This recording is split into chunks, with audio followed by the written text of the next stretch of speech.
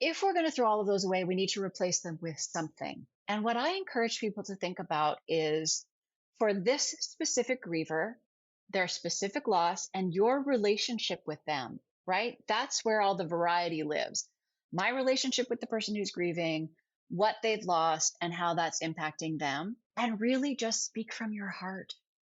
If we can get to a place where we can put that fear aside and instead face this grief with love, which I know you talk about on your podcast, right? How do we do this all with love? Then we can come up with beautiful things to say to the person. And for me, the one thing that you say to that one person, that's the perfect thing to say. So the thing that's unique to your relationship to them, to their specific loss, to how they're managing, that's the perfect thing to say. And so you can't even come up with the perfect thing for you to say in every circumstance because it just doesn't work that way. Hey friends, it's Mary, and this is the Mary Guirovich Show, a podcast that champions today's working women to gain the clarity, confidence, and courage to up-level your career while strengthening your faith and living your dream life, all in record time. We'll cover topics like career advancement, leadership, personal development, faith, and health and wellness, so you can intentionally create a career and life full of more abundance, joy, and love. Let's get started. Hey friends, welcome on into this episode of the Mary Guirovich Show. I'm so thankful that you're joining us here today. We never take it for granted that you're here. We have a wonderful guest joining us today, and we're talking about a subject that can feel heavy, but our guest today has just this way of helping to open things up and make us feel really wonderful. So I'm excited to have this conversation and for the opportunity for you to get to hear this conversation. The truth is we're all going to go through grief in our lives. It's part of the living process. If we are alive, then we will grieve. And our guest today, Suzanne Jabour, is a grieving mom, and she has found meaning in her loss through opening up conversations about grief, how it really works, and how we can support people experiencing it. So whether you are experiencing grief, you think you might be experiencing grief in the future, or maybe there's someone that you love in your life or a coworker in your life that is experiencing grief, then this conversation is going to be for you today. Suzanne works with organizations and businesses to help build the skills and protocols to better support people who are grieving and normalize grief as an expected and healthy part of our lives. She also works with grievers to chart their unique grief path. Suzanne, welcome on in. It's so great to have you here. Thank you so much, Mary. I'm so happy to be here. And I'm so grateful to hosts like you who are prepared to open up, as you said, this conversation, this topic that feels so heavy, but like we need to talk about it. So thank you so much. I'm so happy to be here. Yeah, absolutely. Absolutely. Well, right now in my personal life, we have lost just a couple people in my life through these COVID years. And I have some very near and dear family members to me that are either getting older in age and even some that are experiencing terminal illnesses. And so I felt like God had just kind of put this on my heart as a topic that I want to bring to the forefront. And I think part of it is, for myself, but I also know that as women and as people, we're faced with grief, whether it's at home or in the workplace, because it's a part of our lives. So Suzanne, I just thank you for taking your time to be here today. I'd love for the listeners just to get to learn more about you and kind of what brought you to this grief journey.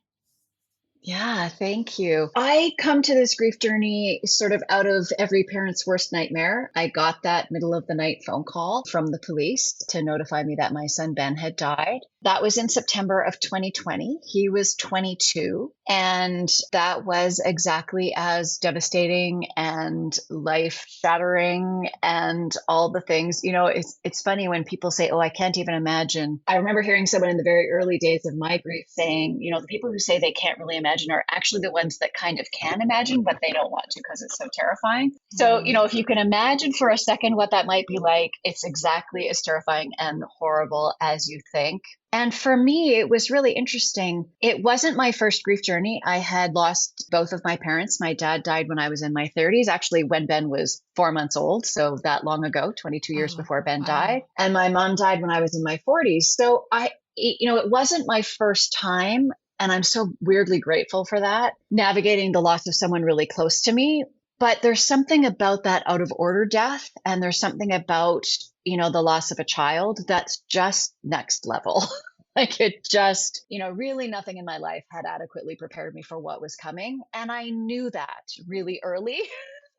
I knew Yeah. that, it was going to take every tool in my toolbox and everything I had ever thought I knew about myself and, the universe and others and everything, was all going to be called into question almost. Like grief is like this bright spotlight shone on your life. And for me, that's what it felt like anyway. There was all of a sudden nowhere to hide. Like all the stories I had told myself about, how my life worked and who I was and all that, like it's all gets like opened up for examination. And I felt really lucky in that I just had this knowing, I got this download very early that the only way I would survive it was if I could stay conscious and curious. So, what that Mhm. meant was that I had to be conscious to all of the emotions. We're all so schooled and taught, right from a very young age, Right. especially those like bad emotions, which is a whole different problem, that paradigm of good emotions and bad emotions.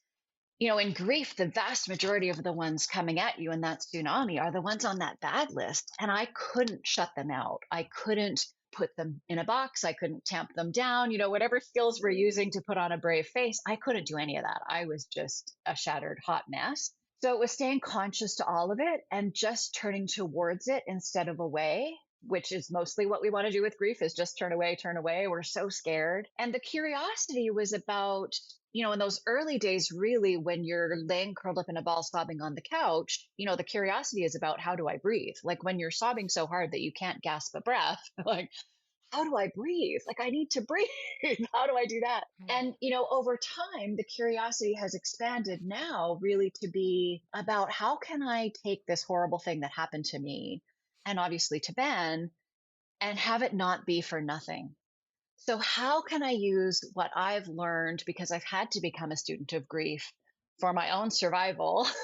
How can I use what I've learned to help other people who are grieving? And how can I use what I've learned about how we don't really show up to support each other to help shift that conversation? Because I really have come to see that one of the opportunities grief gives us is a space for really deep connection. Because if we can show up for the people who are grieving, you create bonds in those moments of vulnerability and messiness and just, the chaos that is those early days, especially, that I really think are life changing. And I think, especially right now, when we're all feeling so much fear, so much uncertainty, I see so much unexpressed grief, as you mentioned, in this past 3 years, so many of us have lost people or multiple people, and we've all lost all the other kinds of things that we kind of as a collective don't kind of assess as being worthy of grief, but they all need to be grieved, right? So all the losses of graduations and weddings and events and museums and, square dancing or pickleball or music or whatever you did to kind of fill your cup, we lost all of that for a while, and we're not acknowledging that that's a loss that needs to be grieved, that we need to acknowledge and feel our way through. So that's now really become my mission. What can I do in this lifetime? I say it's my cathedral project, right? Because grief will Mhm. not be normalized in my lifetime, but I'm going to do everything I can to start to help lay that foundation and build those walls and, get up to the bell tower, right? Because we need to. It's so desperately needed, especially in this moment. And we're all scared. When I ask people in surveys or in workshops, what holds you back from showing up for someone that you care about who's grieving? What makes you not go and help them or say something? It's almost universally fear, because we don't want to do the wrong thing and we don't want to hurt the person and we don't want to make it worse. We get all caught up then in not knowing what to do, and then we end up not doing anything. And now everyone's feeling isolated and confused. And I just don't think it needs to be that way. So the more we can talk about it and normalize it, imagine if we talked about grief the same way we talk about what we binged on Netflix over the weekend, right? If it was that normal a part of our Right. conversation, that we could express those emotions and be witnessed in those emotions and feel the feelings, that I think would be, globally transformational, right? Certainly in my culture, we don't talk about that stuff. And I think many cultures are the same, that we just don't talk about it. So that's become my mission. So here we are to talk about it. Thank you so much. Well, And I then have to everyone tell you, who's feeling awkward can just listen. Well, I love you. I just love you because here you are. It's only been a couple of years. You've experienced this great loss. It doesn't make the loss any less, No. but you are finding a way to, and I hear like the genuine joy in your voice talking about a subject. And I feel like this is maybe the transformation that we need because so much of it is filled with sorrow and sadness. And I feel like that is okay. Yes. But to hear you come from a place of such, it just feels like you've done so much work to really work through and process by what you said, leaning in to where you were at instead of trying to escape it or avoid it or ignore it. You really leaned into that because I just, looking at your face, I can see like joy. And it's not because of what you've been through, but you're going to have to keep teaching us because this is just so incredible. But you've talked about so many things, and we are very sorry for your losses, but we are so Thank grateful you.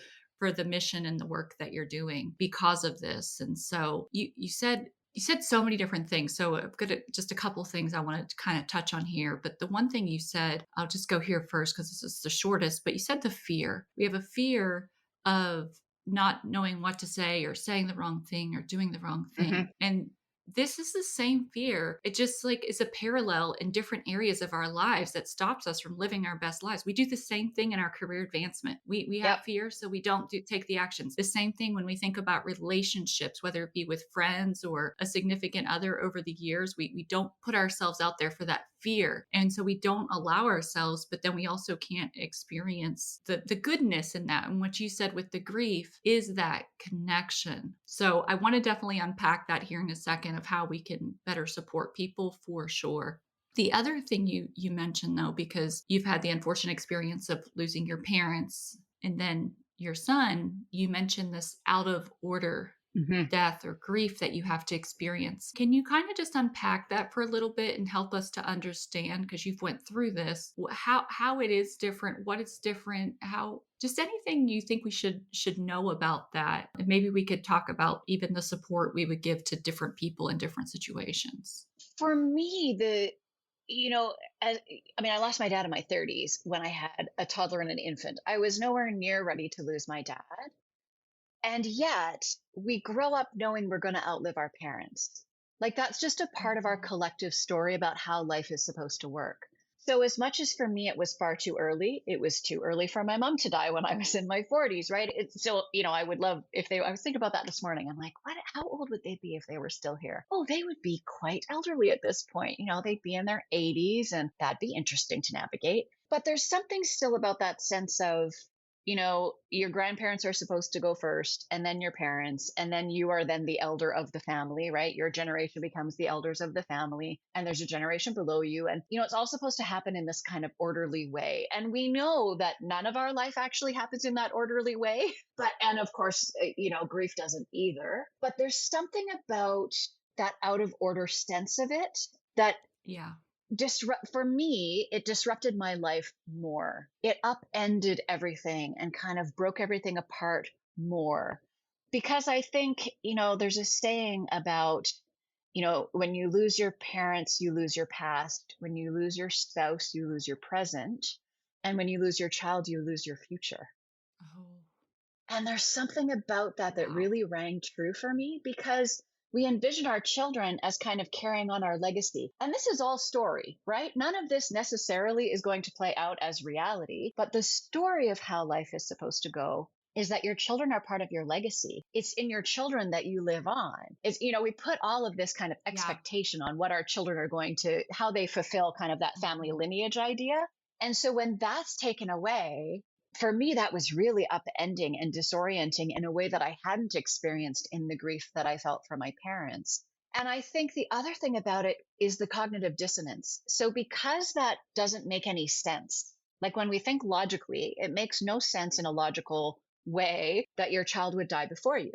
It doesn't make any sense in our, Right. especially in our developed Western culture where we have, robust healthcare, our maternal mortality rates are relatively low. our child survival rates are high. In our version of reality, it doesn't make any sense. So the cognitive dissonance of that, I found really, I was going to say alarming. That was the word that was coming out of my mouth. And that's probably actually quite accurate for those early acute, those very first acute days where your brain is madly trying to make sense of the nonsensical. That's what it felt like. I thought, like, I'm just trying to make sense of the nonsensical. And so that part of it was really more disruptive in my capacities, in my ability to just like hold it together than I had found when either of my parents died. And I think that that's interesting that you talk about, is there a different way we could support people depending on the kind of loss that they've had? And in some ways, yes, and in some ways, no. And I guess the reservation I would have is in sort of saying, oh, well, this person will need more support because of the kind of loss that they had. I think that's probably universally true with the loss of a child. But there's also this weird stratification we have of losses and ones that are sort of worthy of grief and ones that aren't. And my argument, of course, is that every loss is worthy of grief. And how you're going to experience that and how it's going to manifest externally, the internal and external will be different every time.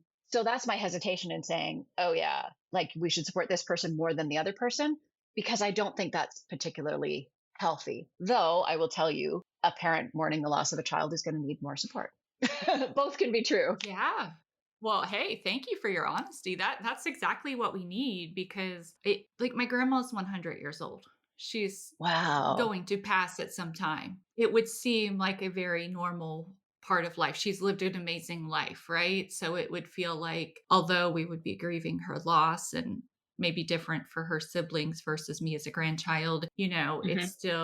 it is still a loss. And so, but whenever you lose somebody unexpectedly or somebody that hasn't been sick, it just feels different from the outside looking in. But I love that you give us that understanding that the grief is the grief. And so we don't have to address it in a different way. And when you were saying that, the other thing that kind of just popped up is I think we oftentimes have this habit of looking through our own lens and our own perspective at things. And so we would say, well, how bad would it be if I lost this person? And we don't know because we haven't actually Mm-hmm. experienced it, but we're like imagining it. And so we're creating those different levels of loss, but it's all such a great loss. So I just really appreciate Yeah. you sharing that so candidly. I think that's really great. So I absolutely love that you work with workplaces, organizations, businesses, because I think this is so crucial. But why does it matter how we address grief in the workplace? There's a bunch of reasons, and I'm going to save my anecdote from. So we're recording this. I'm not sure when it'll air, but we're recording it the day after Mother's Day. So I'm going to tell you my Mother's Day story at the end. Why it matters is that grievers need support, and grievers are at work. So we need to support them at work. And I think, especially when we're talking about, you had a wonderful podcast about how we show how we value people, which was such a great episode. And I thought it linked so much to what my message is. When people feel seen and heard and valued, that's how we're building loyalty. That's how we increase our retention numbers. So if we're only going to look at it from the sort of business bottom line kind of perspective, it matters around retention. It matters around retention for staff and for customers. So one of the interesting things that happens among grievers is we all compare notes. So, I was talking with a friend the other day who sadly recently lost his daughter, and he was talking about which companies were super helpful and which companies were impossible to deal with. So I now know which companies I will happily support and which companies I won't, right? Mhm. So there's that sort of double-edged place where it shows up. It's also important with staff because most companies want to create a culture where people feel valued, right? Where they feel like they're an important part of the team. And there's a lot of workplaces where emotions are not a part of that conversation. Right. We're a little bit past that, like, we'll leave your feelings at the door. We've moved from there, but we're also not, for most places, not at bring your feelings fully to the table.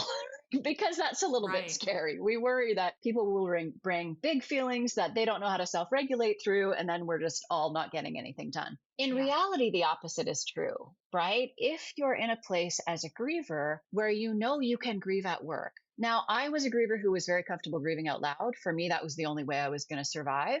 So that's one end of the spectrum. The other end of the spectrum is grievers who want to come to work almost as a respite from their grief. So they can come to work, they can feel productive, they can feel connected to the rest of the world. They feel a sense of like, this is what normal life feels like. And then they go home and be a hot mess. So you kind of have that whole spectrum of folks. One of the things that happens in grief is we get really, well, for some of us, really intense. My brain fog was really intense.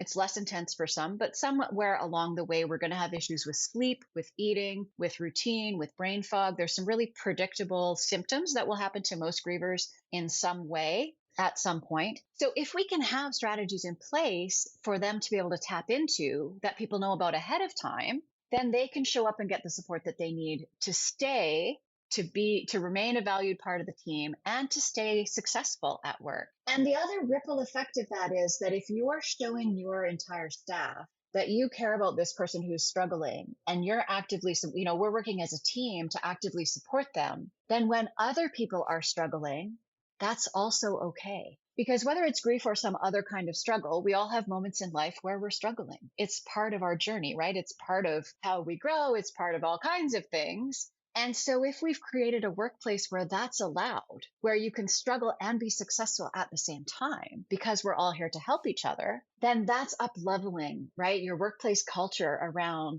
psychological safety, emotional agility, all of those things that we know are really critical at work and we're trying to figure out how to do them. There's an interesting lens to learn about how to do them when we talk about grief, because it is such a universal experience. So it's something we all have a sense of.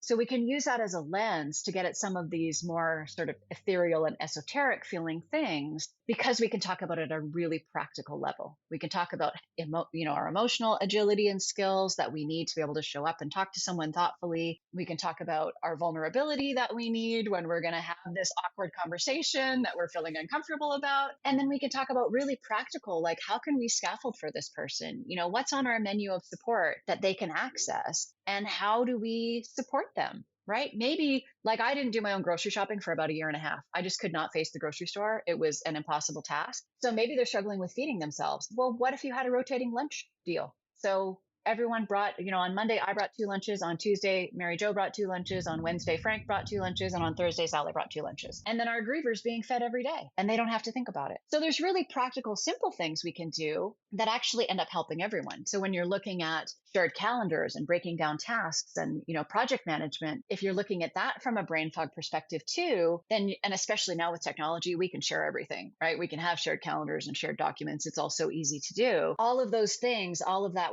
that would support a griever also helps everyone else. Because if we're not all trying to remember boring, silly things like when is the meeting, when is the deadline, we're freeing up all that mental capacity for creative problem solving, which is really what most of us want our staff to be doing anyway. So there's huge ripple effects when you kind of look at it from this holistic perspective through the lens of how do we support a griever. Yeah, I love that. And as you were mentioning all of these different things, all these different scenarios and times that I have witnessed other people losing people and what that experience was like. And, it was unique because I already said it, but I'm going to say it again because I just love that you go into organizations and you teach them this, because whether we've experienced grief or we haven't, we still don't know. Because here's the thing, what you just said, we're all processing it in different ways. There's the person that can't go into the office, and then there's the person that goes into the office. And I've seen both. And there was an instance where one time the griever was the person that was going into the office, and this is a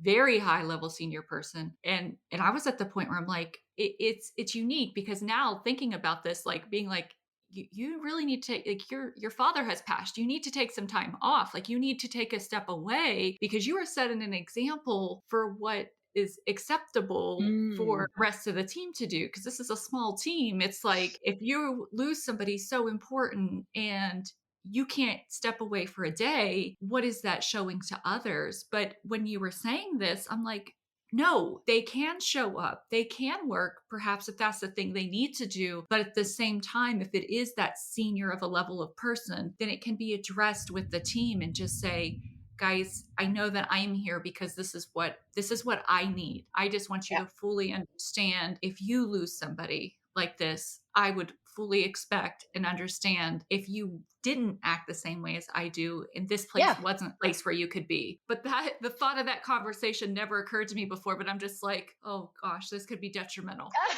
If you just act like Iron Man, like this is not good. Like this is not good. Like they need to know that if and he was always so good whenever people had sick members of their family or they lost someone or they even lost a pet. So he was very good with allowing Yeah. them to grieve in their own ways. But it just really made me Yeah. think of that instance where it was like, Of course. Well, yeah, especially when it's a senior management or a senior part of the team and everyone's looking at that as the exemplar, right? It's like, and that's a lot of pressure on a griever too. We don't want to be the example for anybody. Like we just want to just be able to do our thing. But it's also really powerful to think about having those conversations ahead of time. Like, what if we had those conversations ahead of time as a team?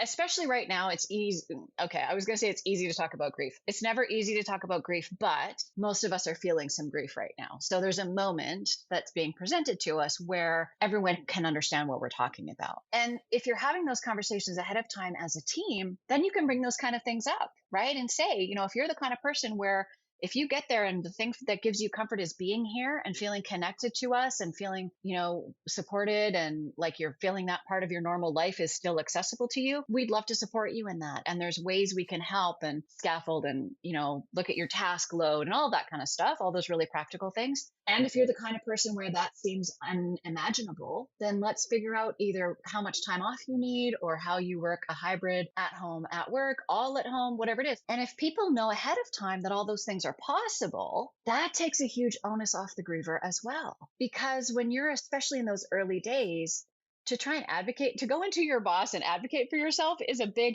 ask for someone who's in that level of like swirl and cognitive dissonance and you barely know which way is up and you're trying to figure out how to breathe, right? To then have to go in and say, oh, I think I need, like, we can't conceptualize that. That's too much to ask of grievers. So I like to think of it as being kind of a menu that grievers could pick from.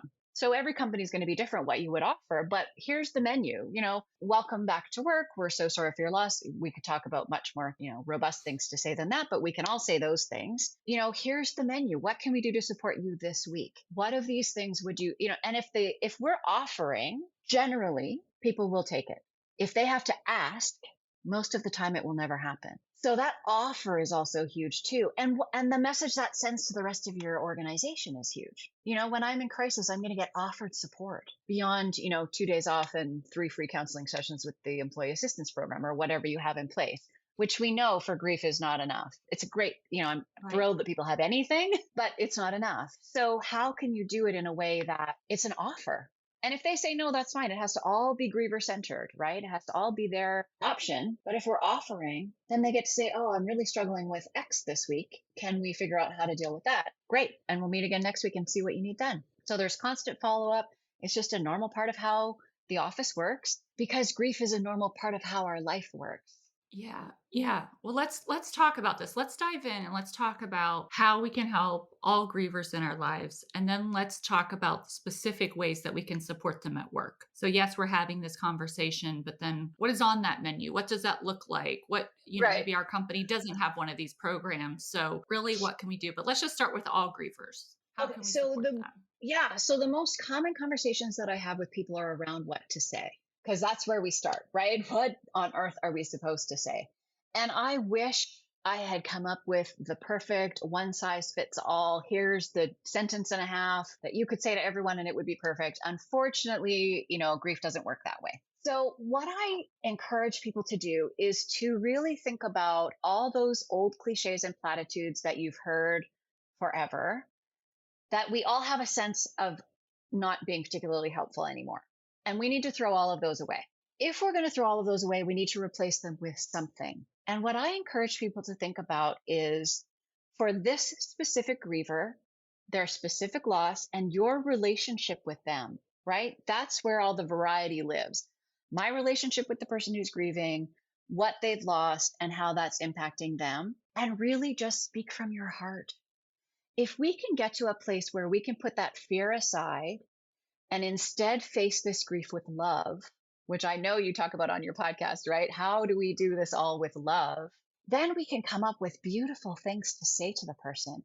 And for me, the one thing that you say to that one person, that's the perfect thing to say. So the thing that's unique to your relationship to them, to their specific loss, to how they're managing, that's the perfect thing to say. And so you can't even come up with the perfect thing for you to say in every circumstance, because it just doesn't work that way. So when I do an exercise in workshops for people supporting a griever, where I ask them to think about someone they've supported in the past, where maybe they didn't, or they know they just didn't quite say what they wish they had. We all have that scenario, right? We've all been there and done that. And then think about what you would say to that person if you had it to do, if you got that do-over and you got to go in with no fear, with no expectation, with a whole lot of vulnerability and messiness, what would you say? And the things people come up with, Mary, are so beautiful. I had one woman in a workshop, and I will not get the words right because they're theirs, not mine. They were her words, but she was thinking of a specific griever she was quite close to. And she said, what she would say is, I don't know what to do, and I don't know what to say to support you, and I love you. And however long this takes, I'm here to walk beside you. And I just thought, but that's the That's kind of thing beautiful. people come up with, right? I wouldn't necessarily Yeah. say that to whatever random griever. I hope I would say something as beautiful, right? But if you can get to that space where you just say what's true for you, I fully believe it's absolutely okay to acknowledge how horrible it is, to acknowledge the person. It's really helpful for most grievers to talk about the person they've lost. So if you have a memory that you want to share, for me, I'm 2.5-ish years out from when Ben died. And I love when people say, oh my gosh, I saw this thing yesterday. A friend did it to me the other day. She saw a young man walking down the street Ben had quite long hair and he was very fashionable. And this person was fashionable in a different way than Ben would have been. She described the outfit this person was wearing. And I thought, oh my gosh, Ben would have just been horrified. But this person had committed to their look and they were doing it. And that made her think of him. So she messaged me and said, oh my gosh, I saw this person walking down the street today. It made me think of Ben. That's a gift to me. To know that other people also still think of him. I'm still thinking of him. You're not going to remind me that he died. I hear that sometimes too. People are scared they're going to remind the person that if they say something, they'll remind them and make them sad. They remember and they're probably sad. So we just need to release all of that. If you didn't know the person, it's really one of the most beautiful things someone said to me in the early days. She came over, one of my coworkers, to say, oh, I'm so sorry. Like, I just don't even know what to say. And I didn't know him. What do you wish I knew about him? And I thought that was really beautiful too, because it gave me a chance to go, oh yes, I'm in the depths of despair missing this person. And they were an amazing, astonishing human. And I get to share that part of my grief instead of just the despair part. So there's a bunch of ways that we can do it and I will have a soft spot in my heart for that coworker forever, because so many people didn't say anything. So many people stammered out, I'm so sorry, and then turned tail and ran away. And I never talked about it again. And she had that level of vulnerability to be able to say, I don't know what to say, and I didn't know him. So could you tell me about him? That was beautiful. So for me, the what to say part is all about getting past the fear, leaning into the love, eyes wide open courage, because it's going to feel uncomfortable. You're going to feel scared anyway. So just accept that. It's going to be messy and it's not going to be perfect. Oh, well, grief is messy. The person who's grieving, they're full on and messy. They don't even recognize messiness from not messiness because they're just all in messy. So if you can come in and just speak from the heart and say something genuine and heartfelt, that's really beautiful and creates that connection that we were talking about. When it comes to what to do, so if that sounds terrifying, I want to just speak okay, into go that ahead. for just a minute, because Yeah. there were so many good points there. And so what I'm hearing you say is say something, and just say Yes. something from the heart. And if you're still like, I don't know what to say, I just love what you said is the memories. And because that's the one thing you are thinking about them. And like, I've lost one of my cousins and I think about him often, and I think about his sister and his mom. I think about them often. I don't see them often because we live, across the country. But I think just reaching out sometimes, and whether it's sharing a photo, sharing a memory, like there's a picture I have where my little boy's in it. It's one of my favorite pictures of my cousin because my little boy's right there. And Oh, it's nice. just, yeah. So, but I think it's just sharing these things and not being afraid to, like you said, because that never occurred to me. Like, Of course, you haven't forgotten. Of course, you're thinking of that person, and it's not going to make you have a bad day. It actually makes your day better because there's other people that are still remembering the good and the joy and keeping that legacy of them going on. And so I never looked at it that way, because I think that just is that flip we need to transition that fear into saying, no, you thought of this person today. You should just send a little message. Or it's okay to talk about the person, because it's not that you have to talk about them constantly, but it's okay to talk about them because that's an important part of your life and of her life. And Yeah. yeah, the And memories keep them certainly, alive. yeah, absolutely. And that to me, and to most grievers that I talk with, that's a gift, right? To know that other people are still thinking about your person, that's a gift, right? To know that they had that Yeah. impact, that their life meant something to people other than just you. And certainly if the person who's grieving says, oh, I don't want to talk about it today, or I can't even imagine. I was going to say, if they said, never mention their name again. Like, I just get, like, when you think about it that way, when you start to language the other side, like to imagine what that other side would be, I can't even imagine a griever who would say, I never want to talk about them. And I'm sure they're out there. And that's where it needs to be griever centered. So if you did that to someone when they had said, oh, I'm thinking about you, I had this great memory of Ben, and they said, oh, it really hurts me to hear other people talk about him, then that's not going to be how you support them. But for the vast majority of grievers, that gives us comfort. Like 99.9. If you hit the 0.1, let it be led by them. But for most of us, that's wildly comforting. Yeah. Okay. I love it. I love it. So now what can we do for them? So we've Okay. talked about what we can say. So what can we do? Yeah. Yeah. So, and if saying something sounds terrifying, please feel free to lean into, I'm so sorry, and then move on to doing something. Okay. And then we'll all build that emotional intelligence and that vulnerability muscle as we practice.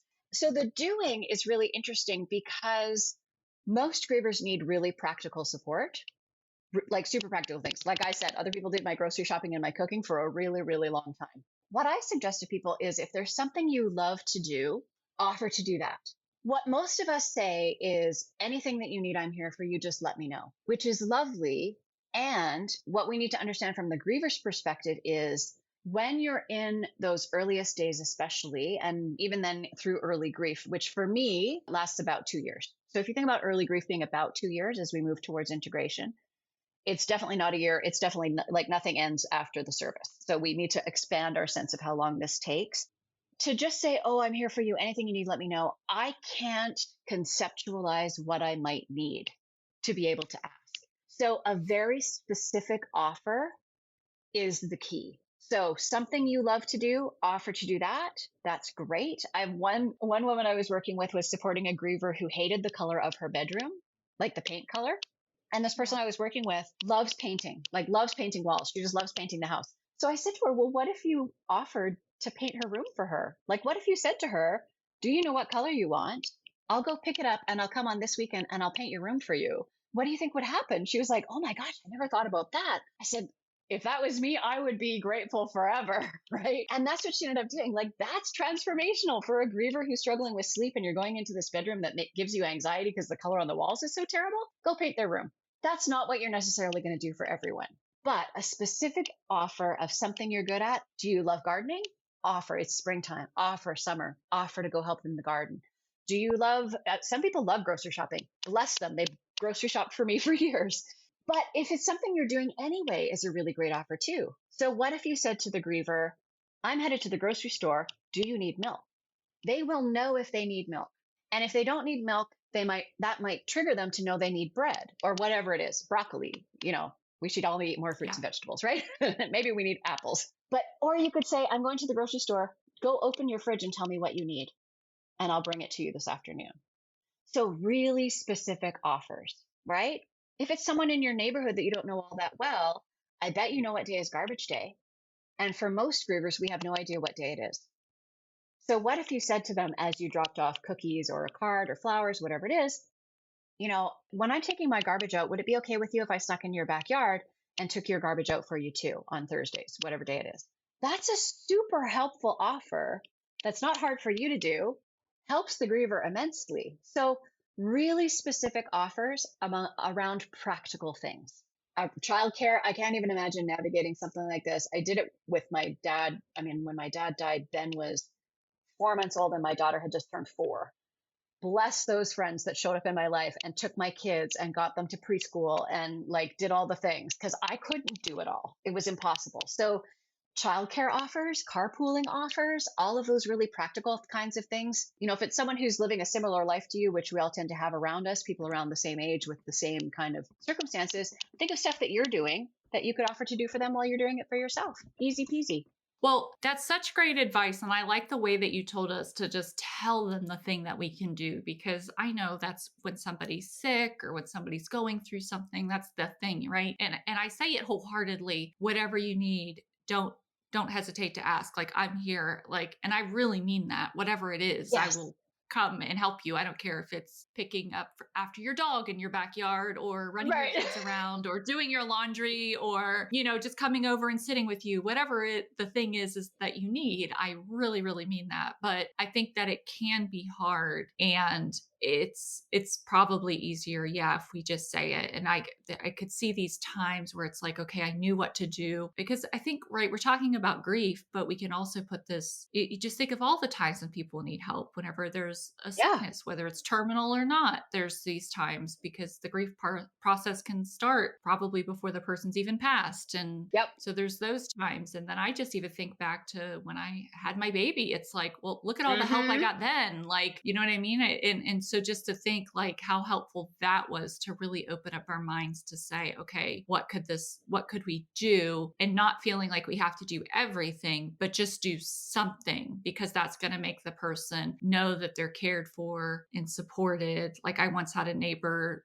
and her husband was terminal and he ended up passing. And I just told my lawn guys, I'm like, do their yard too. Like, just do both of them. I when love you come. that. And I just took care of that, because they didn't need to spend their time doing those types of things. But it never even occurred to me that was the thing. It's like, just do it, or tell them what it is you're going to do. Not that they can't say, no, I really don't want you to do that, but they'll be a lot less likely to, and more, not that they wouldn't accept your help otherwise, because I think that's the thing. Like, the way you're explaining it is, people do need help. Even if you say, just let me know how I can help, I'm willing to help in any ways, they're likely not to take you up on that. But if you say, hey, I'm going to be taking the trash out, I'd love to just grab your bins too, if that's not a problem. Is that okay? Like, most people are not going to be like, no, that's a problem, you cannot take my trash out. Most of them will be like, oh, that would be great.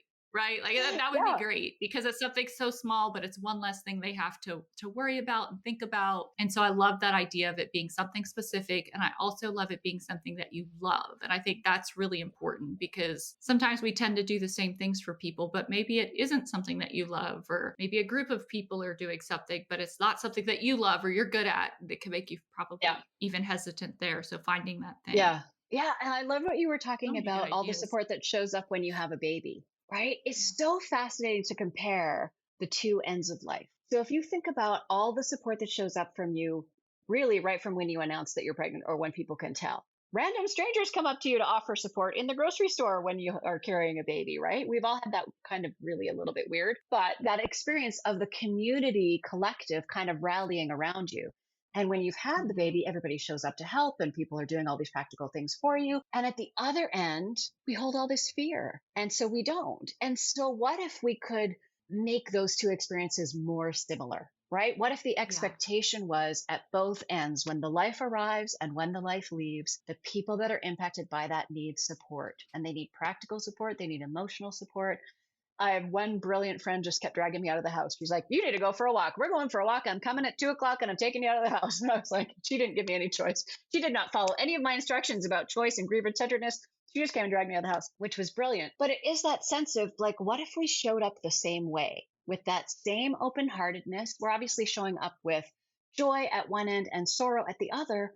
But both of those are valuable emotions. Both of them are important life experiences. And both of them are points in our life where we can connect with each other. And we're missing one. We've dropped one off because we're scared. And we can be scared and do it anyway. That's courage, right? Eyes wide open courage. I'm terrified I'm going to do the wrong thing, but I'm going to do it anyway. So let me ask you this, because I know there's been times in my life where somebody has passed, and I have every good intention of doing something. It could even just be sending a card or saying Mhm. something. And, we're all going through our own experiences too. At one point, I had 5 people that had cancer, and it was like I couldn't support all of them. And so some of them I didn't support, I didn't feel like I supported at all because it was like, it was almost so overwhelming for me, which is, whatever, that's my Mhm. excuse. We'll just call it that.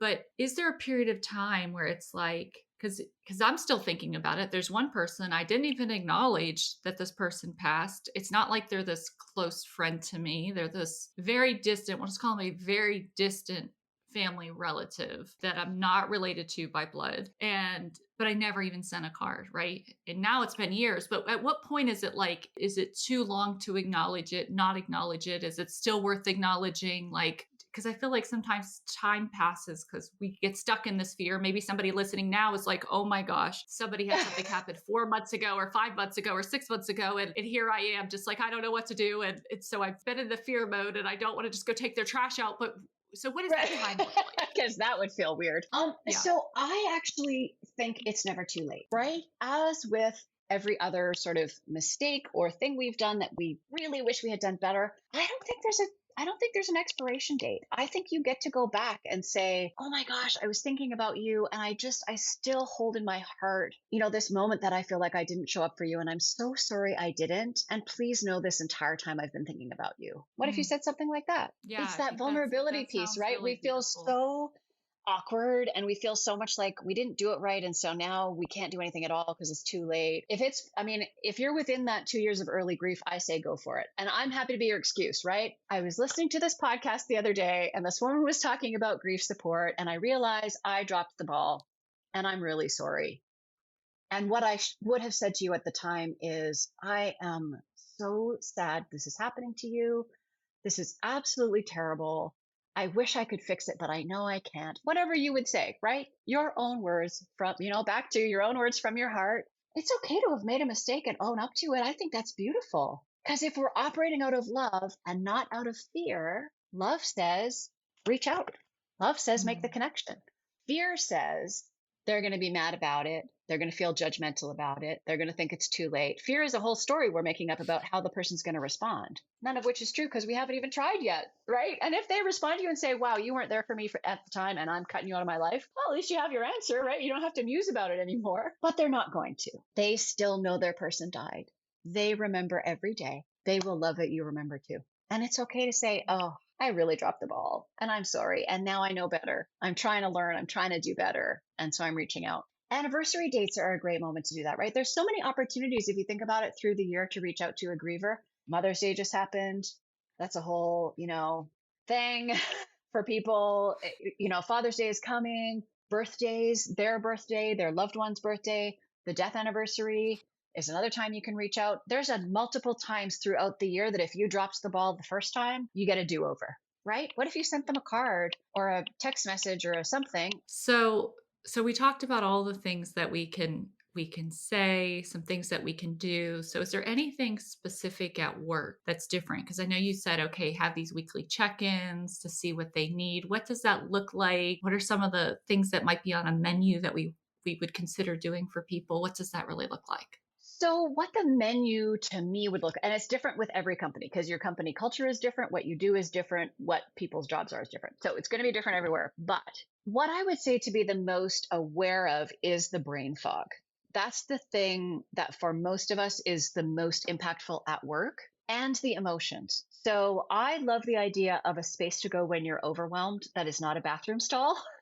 I don't know about you, but I've cried way too many times in a bathroom stall because that was the only private place to go. So a quiet place to go when you're overwhelmed, which I think should be a permanent part of every office space. Every workplace should have a quiet corner like we do when we're in kindergarten. Why we think we need it as toddlers and we don't need it as grown-ups, I'm not sure where we got told that story, but everybody needs a quiet space to go. So a quiet place to go when you're overwhelmed, where everybody just understands that's like, I don't care what you call it, overwhelmed corner, I need a break corner, don't care, doesn't matter. But we just know that you go there when you need a moment. It doesn't need any fanfare. You don't need attention.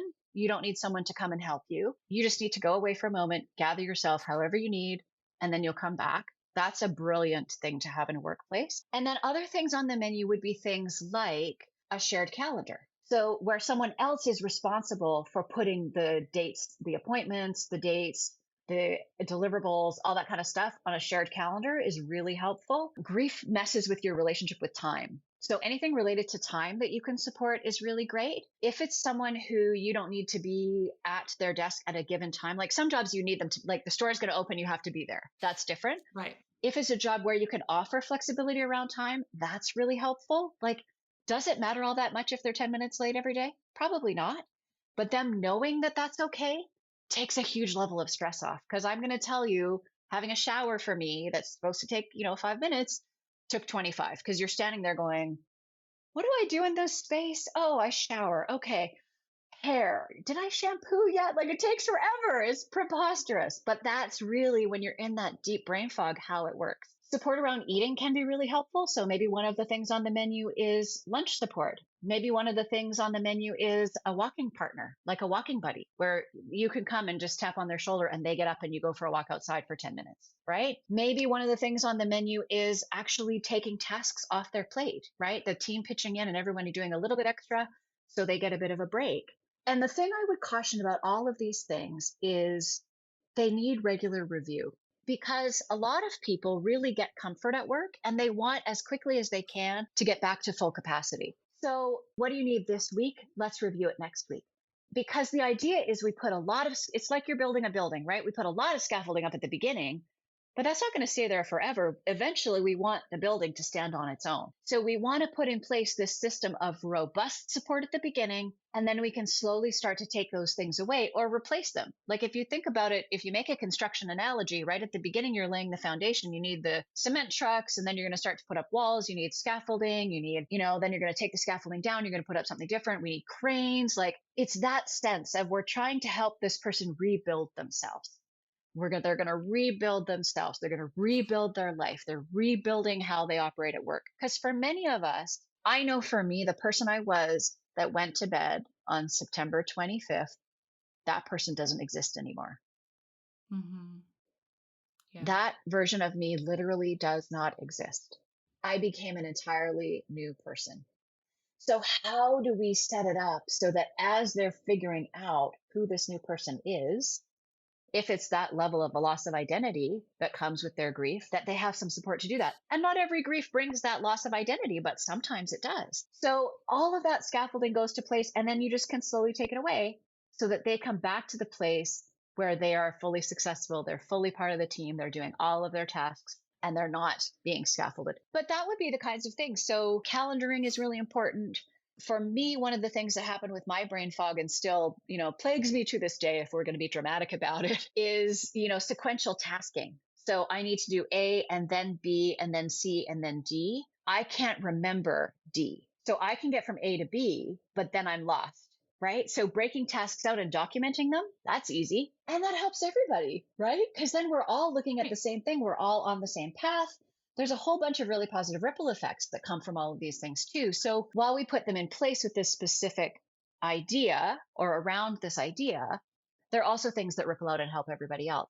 And for a lot of businesses, there are versions of things they're already doing that we're just tweaking a little bit and saying, okay, well, this is a thing that you already have, but it's not very public. So what if we made it really public to the whole team that you do this? And then everyone gets to hook into it who needs it. So it's a lot of that kind of stuff. And that's why it's sort of individualized for every company and every business, because lots of companies have great systems in place already and some have no systems. And then it's about how do we leverage those systems to support people that are also dealing with all this emotional stuff and feeling, cognitive dissonance in their brain as their brain rewires itself, which is what the brain is busy doing when we're grieving. So it's those kinds of really practical, tangible things, as well as how do we up our emotional agility and our emotional intelligence? How do we start to, dabble with vulnerability, which we all know really is a superpower and not a weakness? How do we, for some companies, those are big cultural shifts and we can work on those. And if that's terrifying, let's start with practical support and then, build out to there. I love that. So many good tips in there and things that we can do and just ways that we can be there to support people. So let's say we're the person, we have the grief. We've had the loss. You haven't come in. There's not this system. You're feeling all out of sorts. Like, what are some strategies? What are some things that we can do if we experience this grief in our lives? For me, the biggest thing is to just face it. There is no escape. Grief is a patient thing, and it will wait for you and it will rear its ugly head at some point. So for me, what I realized in the beginning, because of this weird sort of stratification of grief that we have, because I lost a child, I was going to get a lot of support and a lot of grace. And I thought, I need to grieve while I have that. That was part of my kind of selfish motivation for this conscious and curiousness that and this idea that I just needed to Mhm. face it and allow it to all be all right, even though it was terrifying and horrible, was that I knew I would have support, right? So for me as a griever, the biggest thing I encourage grievers to do is to just allow it, to give yourself permission. We have to give that permission to ourselves because culturally we're not given permission to grieve. There's no permission, Mhm. really. We're supposed to get over it, get through it, move on, get back to normal, all those awful things people say to us Mhm. that they hope are helpful, but they're hurtful. So you have to give yourself permission. And then I would say it's okay to advocate when you're able. And if you're not able, that's okay too. Because it's really a lot to ask someone who's in those early acute days, especially that first sort of 2 to 3 months where you're barely surviving, to have to go in and say, oh, I'm really finding this task challenging. Is there someone that can help me? That's a big ask for someone to have to go do that advocacy work for themselves. Do your best, give yourself a lot of grace. So much of it we have to give to ourselves because society doesn't yet give it to us, but we can Mhm. give it to ourselves. It was really important for me. And I remember saying this to my daughter in the early days. I said to her, because she was so worried about, extended family and other people. And I said, honey, like that's beautiful. And yes, I care about everybody who's impacted by this loss.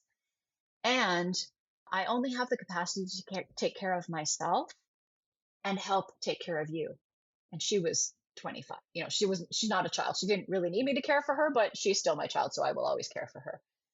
And I said, really, at this point, everyone else who's involved are adults and they're all just going to have to figure it out.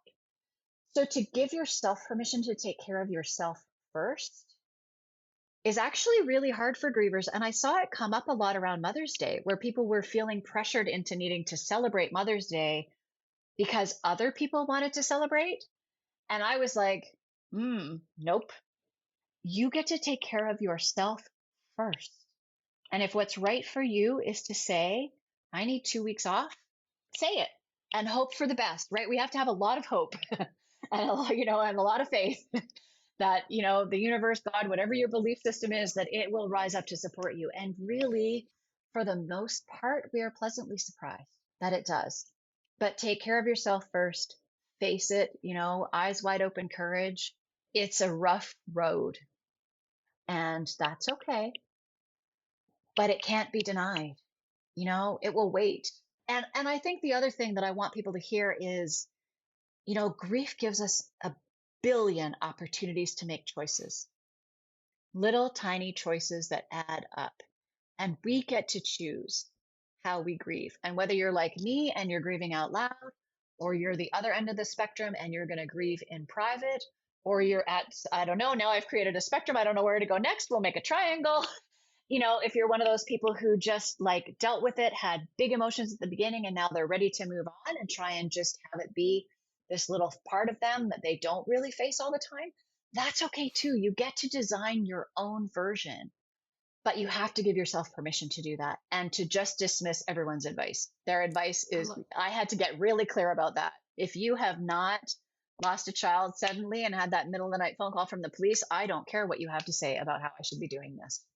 Yeah, yeah, that's beautiful advice. It's so true, right? We have to give ourselves permission to do it Yeah. our way and trust that we know what we need because we are all so different. We all are going to grieve differently, just the same way we all celebrate differently. We all have different Yep. desires, and the only thing that's coming to mind is if there are those generic people out there like I used to be prior to this conversation that are saying, hey, I'm here to help you in any way, maybe perhaps try to make a list of things that might be helpful after you've encountered something like today's podcast, whether it's taking the trash out, mowing the lawn, weeding a garden, grocery shopping, helping with a meal, a walking partner, all of the things, and just being willing to ask for help and accept the help that's being given. And so whether someone's saying, hey, I can do this. So I think sometimes it is asking, and I talk a lot about that in careers and, just being Yes. spouses and moms in general, we have to get comfortable at asking for what we need in all areas of life. But I think even in these times of grief, it's like, or even if you don't know, I don't really know what I need. Maybe right now this would be helpful. It just Yeah. kind of throw it out there, but accept some help Yeah. because it's okay. And it's okay to take help. It's okay we see it as weakness when we take help. And It's not. taking help is not a weakness. It is like it allows other people to share their love, their gifts. It actually gives other people joy when we let them help. So it's actually giving someone joy. It's actually a gift. And so it's not a sign of weakness. Like, of course, we could all power on and do everything in our lives and we could just make it all work or figure it all out. Of course, we could do that. We can scrape through it, but that's not what God has really called us to. He's called us to community. He's called us to unity. He's called us to love. He's called us to help each other. And he knows that, in order for us to be called to help, that means that somebody needs help. And he never says in the Bible, when you need help, that means that you are weak and incapable, right? Right. No, he says, Yes. ask for You're help. supposed to When you are muscle weak, through I and am do it strong. yourself. Yeah. Right? When you are weak, I am strong. So it's actually like, let him bring other people into your life that can be a blessing. Receive the blessings if you're going through that time of grief. Accept whatever that looks like, feels like for you. This is what I think I'm hearing you say here. And so Yeah. I just Yeah. And just to experience it. know Lean you're in not and supposed to do it experience it. alone. Yeah. Yeah. And you're not supposed to do it alone. Grief, the one universal in this universal and unique experience is grief needs to be witnessed. Yeah. So if you are the kind of person that has that emotional intelligence and agility we were talking about earlier and can just go and sit with the person and bear witness and Yeah. let them just be in the messy and let them cry or let them laugh or let them scream and shout or take them to a smash room or whatever they need, grief needs to be witnessed. We're not supposed to do it by ourselves. We're not supposed to. So the flip side of the direct offer is exactly what you're saying, the direct ask. And that direct ask is powerful in every relationship and every context that we're living in. So if you can use this as an opportunity to increase that direct ask muscle, it's an opportunity. And I know people struggle with thinking about, catastrophic loss and grief as an opportunity and a place we get to make choices, but that's the reality. It's going to happen to us. So how do we look at it from a new perspective? And how do we shift out of fear to a growth mindset around it, to a spot where, grief is going to change your life? It is. Mm-hmm. So how could you use that purposefully, with intention, with a positive intention, even in the early Mm-hmm. horror and even in those moments of desperation? You get to make a choice. Yeah. You can choose to reach out. You can choose to self-soothe. You can choose to, up your meditation or learn how to breathe. And, I hate all those lists of like the 8 things you should do when you're grieving. I'm like, I am just breathing through the day. And that was our rule. We got to do one hard thing. And then our whole rest of our to-do list for the day was just to breathe. So if you're at that stage of grief, your choice, when I talk about choices, I'm not talking about big choices. Your choice is do what's right for you and just breathe and let everybody else figure it out. Everyone else is also adults. If you're dealing with children, that's a whole different conversation. But if you're surrounded by adults, they can figure it out. They're not your responsibility. Yeah. Yeah, absolutely. And, with my mom just facing some stuff, like her sister is sick. She's lost a nephew. My mom is, or her mom is Yeah. aging, all of the Yeah. things. I'm even like, you should check out the grief share program. Like, go get connected to people because this stage is already hard. They have a family friend Yeah. who's very, very ill. It's like this stage is hard. And the Yeah. truth is So that, me, your daughter, I haven't experienced all of this. I really don't know everything to say or everything to do. I want to be there for you. But I also feel like somebody else probably has a much better perspective than I do. Like, I'm here for you, but maybe perhaps having some of these conversations with people because they might know something kind of like you do. You know way more. We've been so enlightened today. This has been such a great conversation, way more than I knew. But one of the things that comes up often, and we've talked about so many great things to say and do if you're if somebody else is having the grief, it's not you. But, you know, we didn't address one question because this is like, I feel like this is people's go to, right? The how are you? How do you feel about that question? How are you? What if that's what's coming out from the heart? I have a lot of hate on for that question, to be honest. So here's where I get stuck with how are you? I think it's become a throwaway question. And we're also using it as a transactional question, which I think is wildly Mm. problematic. So, how are you from the cashier at the grocery store? Wildly problematic. That's not an appropriate transactional interaction as far as I'm concerned. And especially for a griever, that's part of what I hated about the grocery store, to be honest, was that whole interaction with the cashier at the end. I just couldn't face it.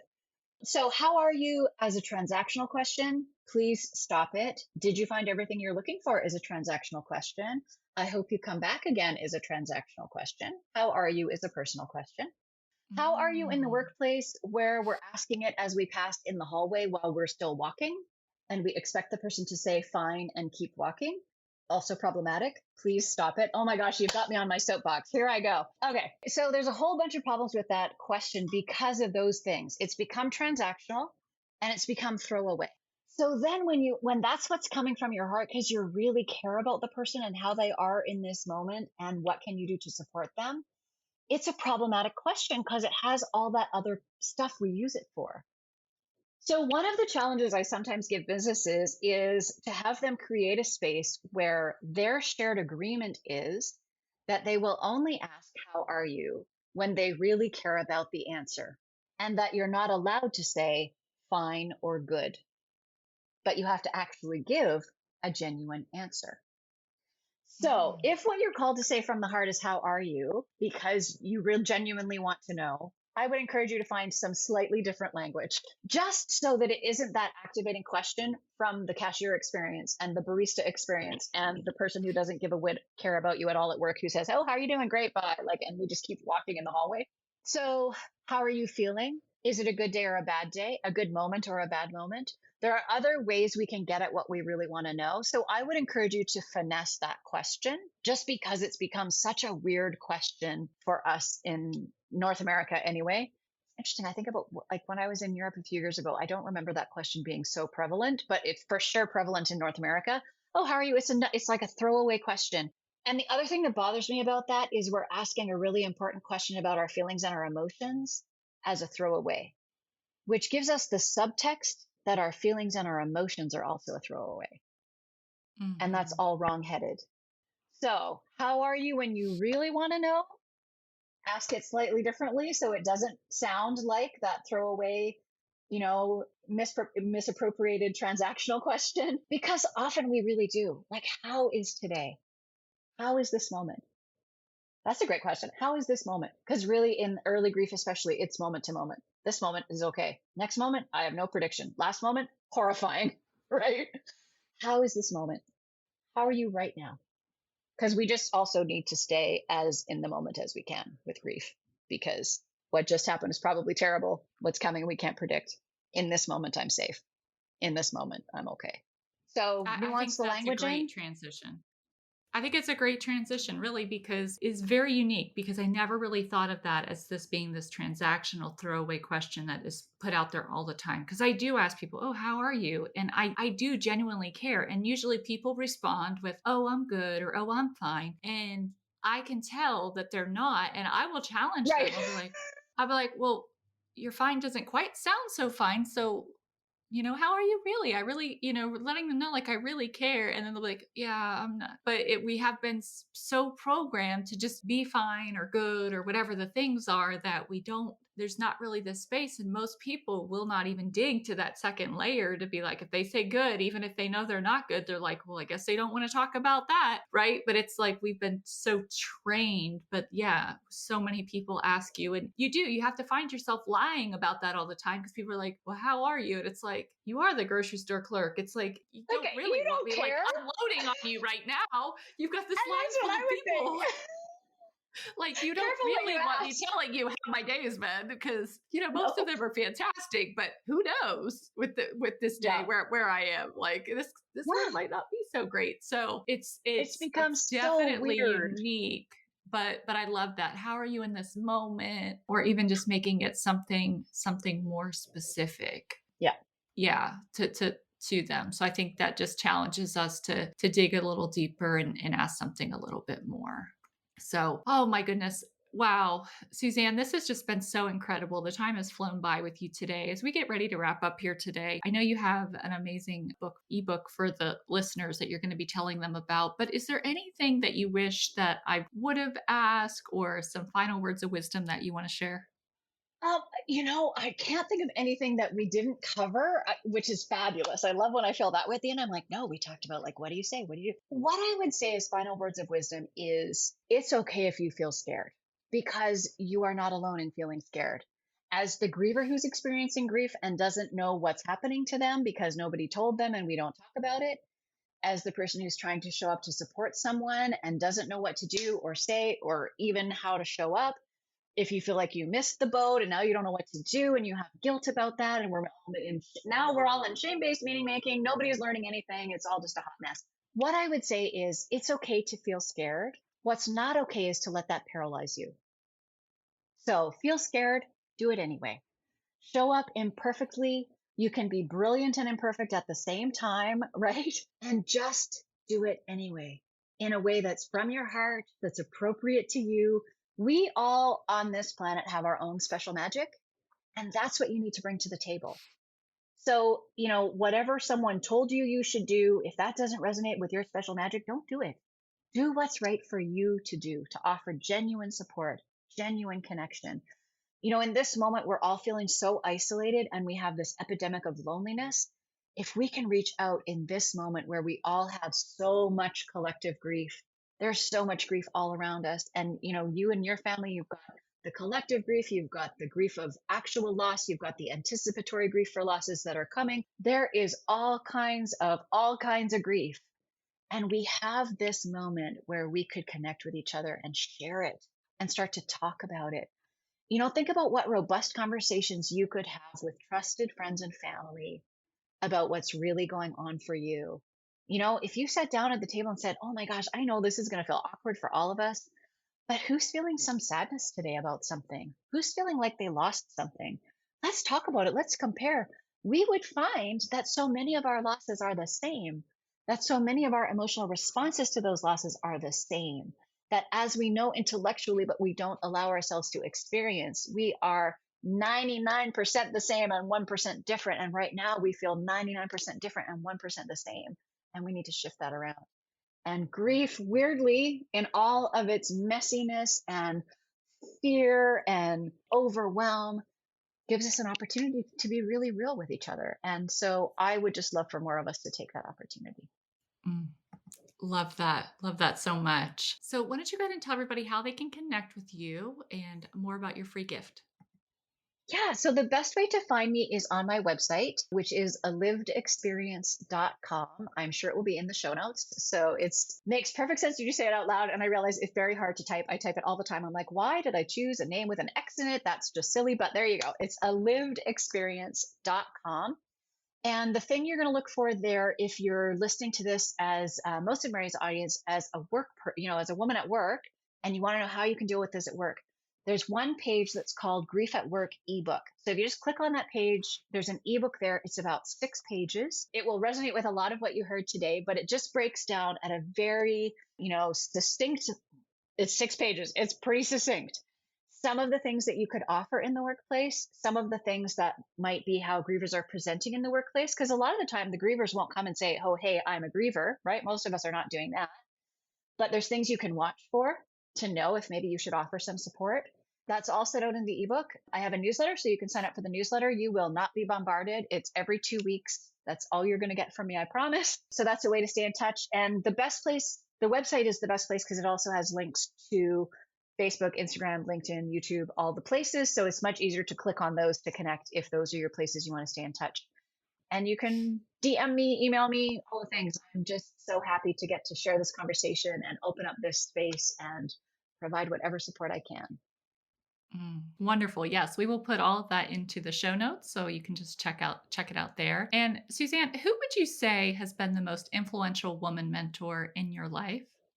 So my personal, thank you for asking this question. I love sharing about Yeah. brilliant women. My personal female mentor is Dr. Claire Zammit. She's the founder of Feminine Power and now the Institute for Women-Centered Coaching, Training, and Leadership.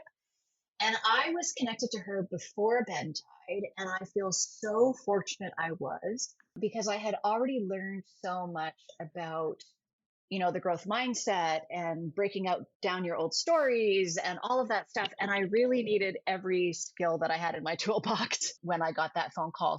And she's since become a personal mentor of mine. And I'm just so grateful that I found her and connected with her amazing work around embracing our feminine and our feminine power and really leaning into all of the gifts that gives us. And yeah, thank you for letting me have a chance to talk about her.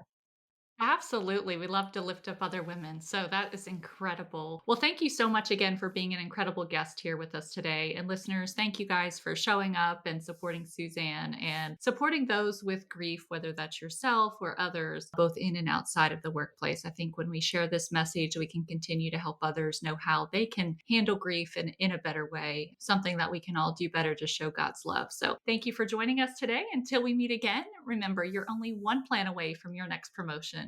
And God, He's not done with you. Hey, friend, thank you for listening today. Be sure to join us next week for another great episode. If you receive value from today's show, I'd appreciate it if you would leave us a 5-star review to help others learn about the show. And if you're ready to fast track your career and increase your income, impact, and joy, then head on over to maryjervich.com and check out the masterclass that teaches you how you can advance too. I'd love to hear from you. You can connect with me on Instagram, Facebook, or YouTube. This and so much more can be found in the show notes. I look forward to seeing you soon.